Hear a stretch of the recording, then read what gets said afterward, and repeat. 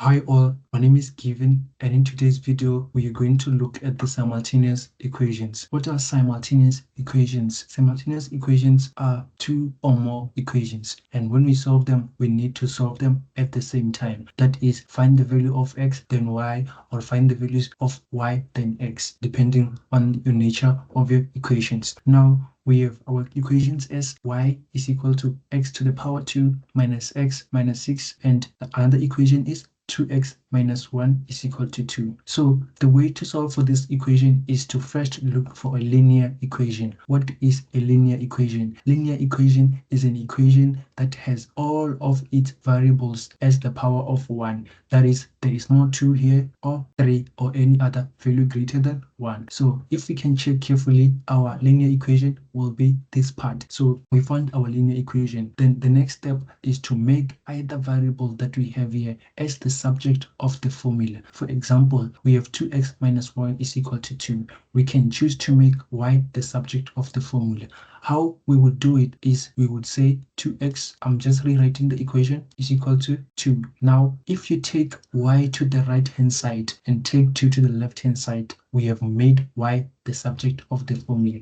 So how I will do it is I'll say 2x minus 2 is equal to y. Now we have our equation A. Okay, now that we have y as the subject of the formula, we are going to substitute it on equation number 2. That is our next equation. Wherever we see y, we are going to replace it with 2x minus 2. So we are going to say 2x minus 2 is equal to x squared minus x minus 6. Then the next step in this part is to solve it like we did with the rest of the equations involving quadratics and linear. So we're going to take all of this to the right hand side. So we have 0 left on the left hand side, and then x squared on the right hand side minus x minus 2x minus 6 plus 2. What did I just do? What I did on this step is I took everything that is on the left to the right hand side of the equation sign, and then I changed each of the terms sign. This was positive 2x, now it's negative 2x. This was negative 2, this is positive 2 now. Now I'm going to simplify it further and have 0 is equal to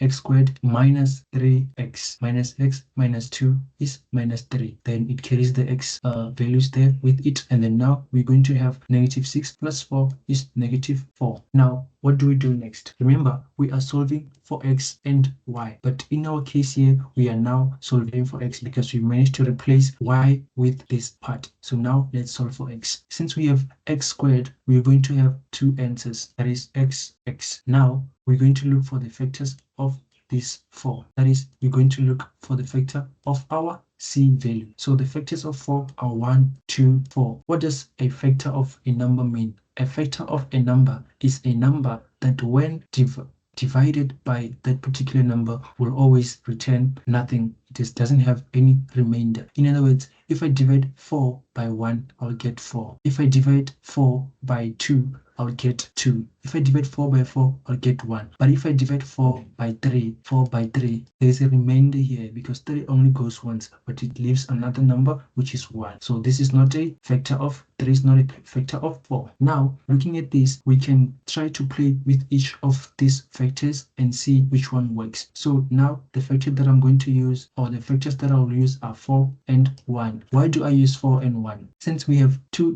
signs that are the same here, that means to get the sign in the middle, I need to assign it, or rather, I look at the sign of the middle number and assign it to the largest number. So the largest number is between 4 and 1 is 4. Then I'm going to assign 4 as the largest number, and I'll assign 1 here. Because if I multiply negative 1 by negative 4, I'll get negative 4. And then if I say negative 4 plus 1, I'll get negative 3. So this is how you check if it works or if the factors are correct.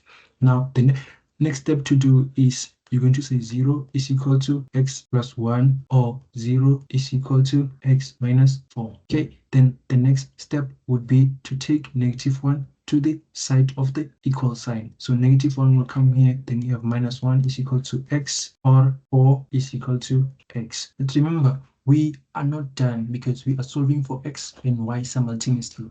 But they've told us, oh, we have made y the subject of the formula. That is, we have redefined y. Now we know that y would be equal to 2 by x, which is -1 minus 2, or y would be equal to 2 by whatever x value is there, 4 minus 2. Do not make the mistake of replacing x with the same value here. For example, you can have -1 and -1 here because it will return the same value. So make sure that the values that you replace them with are different. So we're going to have next value as -4, -2, or rather -2, -2, or y is equal to 2 by 4 is 8 minus 2, which will give us 6. And this part here will give us -4. Now, for an exercise, if you take any of these combinations, that is x is equal to -1 and y is equal to -4, and replace it at any of these equations, it should be equal. In other words, if you take your y